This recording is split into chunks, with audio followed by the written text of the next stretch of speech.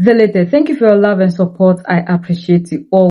From Washington Post, that the US is considering strikes in Mali to do away with the TT groups that are destabilizing our brothers and sisters, just like they did in Nigeria, the 25th of December 2025. But are all in all the Savior, the Protector, the Unifier, the Messiah, the King of Kings, the Most Loud, General Assimi Goita has responded through Abdoulaye Diop.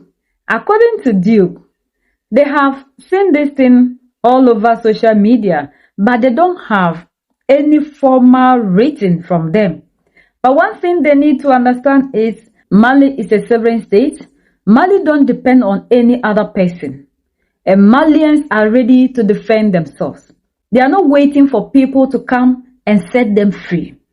With their resources and with the love and strength of the Malians, they are ready to make sure they defend themselves. And they have every power with the forces, their military forces. They have the power to defend themselves. And the time for them sitting looking for people to come into Mali to come and set them free is officially over. Malians depend on themselves. Malians don't look out to other people for survival, for safety. They believe in themselves. They believe in their own capabilities.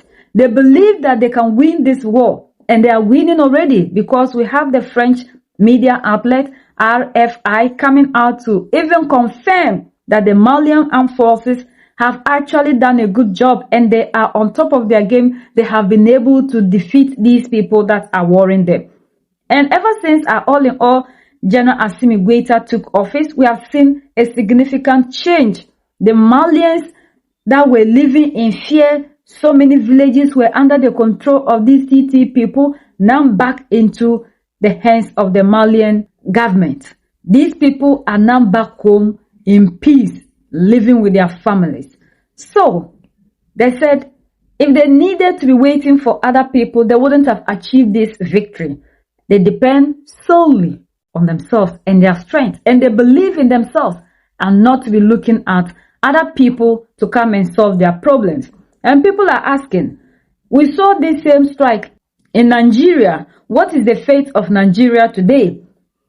Did we see these activities come to an end? Because there was post afterwards. We saw how they praised and how they wished them Merry Christmas. Before there are many newspapers that have taken up this information. We have no confirmation, no official US or US official statement on this question. We are waiting to see what posture the US government will have. But I can assure you that the Mali is not sitting in the train to wait for others to come and solve our problem. You know, we just have to go to our three principles, once again, which are absolutely very clear. To work with Mali, Mali's sovereignty must be respected. It is necessary to respect the aesthetic choices of the Malay and take into account the interests of the population. And the last thing I mean is that the Mali counts on itself. Mali relies on its intelligence, on its resources, on its forces of defense and security, on its own means to solve the problems. And the least we can expect from a partner is to come and ask Mali what Mali needs. There was this US senator who said the American taxpayers' money is what is used to fund these TT activities. Who gets some of that money? Does that name ring a bell to anybody in the room? Because your money, $697 million annually, plus the shipments of cash funds madrasas, ISIS, Al-Qaeda, Boko Haram, ISIS Khorasan, terrorist training camps. That's what it's funding. If you think that the program under Operation Enduring Sentinel entitled Women's Scholarship Endowment, which receives $60 million annually, or the Young Women Lead, which gets about $5 million annually, is going to women who, by the way, if you read the Inspector General's report, is telling you that the Taliban does not allow women to speak in public. Yet somehow you're believing, and American people are supposed to believe, that this money is going for the betterment of the women in Afghanistan. It is not. You are funding terrorism, and it's coming through USAID. And it's not just Afghanistan, because Pakistan's right next door. USAID spent $840 million in the last 20 years on Pakistan's education-related program. It includes $136 million to build 120 schools, of which there is zero evidence that any of them were built. Why would there be any evidence? The Inspector General can't get in to see them. But you know what? We doubled down and spent $20 million from USAID to create educational television programs for children unable to attend the physical school. Yeah, they can't attend it because it doesn't exist. You paid for it. Somebody else got the money. You are paying for terrorism.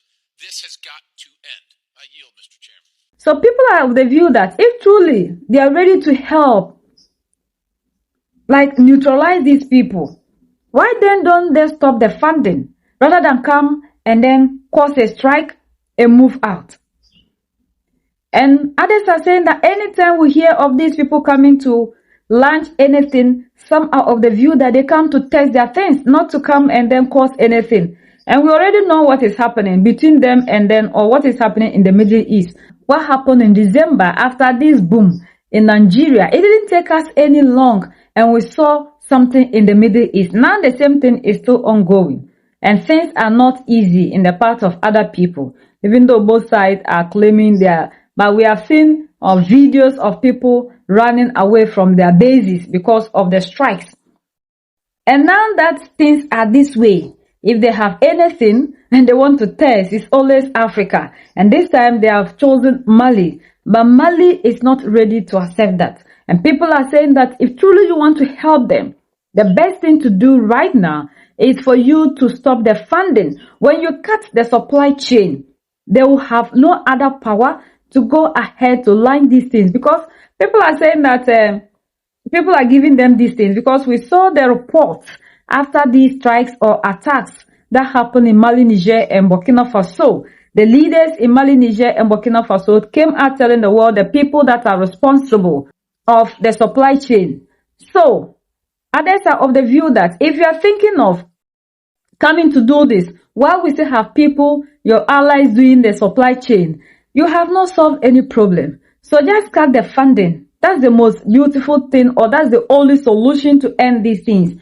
But you can't come and launch a strike just today. You go and then they regroup. Then the supply chains continue and these activities continue. Because what has happened in Nigeria, we have seen that nothing has changed so far. We are still seeing reports of how these things are still ongoing in Nigeria, to the point that even a lot of things are coming out from Nigeria. So why then do we still need to allow somebody to come into Africa to come and launch these things on these people? It's amazing, and I like the way the African is standing up for himself. It's time for us in Africa to understand that we have only ourselves and we need only ourselves. We have to get to the point where we can defend ourselves. All we need is the necessary things that we can acquire.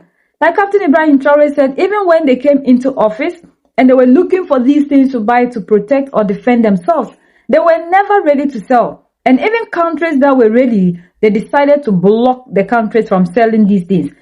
The situation is under control. And with the help of the Russian African Corps, we are seeing that things are calm. And the forces, with the reports that we are getting, even though there was a recent ambush, yet that hasn't stopped them. And now that things are almost at the verge of victory, or we have victory already, that's the time we want to come and help us. You understand how we want to come and help ourselves. Then at the end of the day, we will not take the glory that it was us that saved us. You understand how they always try to put things. And it's not the Russian African Corps that has fought for all these years to claim victory. Where were these same people when the Tunzwatin case happened, where we have even the Ukrainians coming out to claim responsibility? What happened? Nothing. So they said the supply chain is the most important thing. So if there's any help that they can offer, They should rather stop their supply chain so that the TT will be powerless. If they don't have what it takes to carry out these things, everything will come to an end. But you do this today, and then the supply chain continues, and they will continue to do. But the Malians are sending a very simple message to the whole world that they are capable. They don't depend on anybody. They depend on themselves. And they know very well that they can get to any length to free themselves. Because the most important thing is their own victory. And we know when it comes to natural resources, like the poll stated, and the way they are thinking about the natural resource, they said the resources belong to them and the resources are their power, and they will use these resources to set themselves free.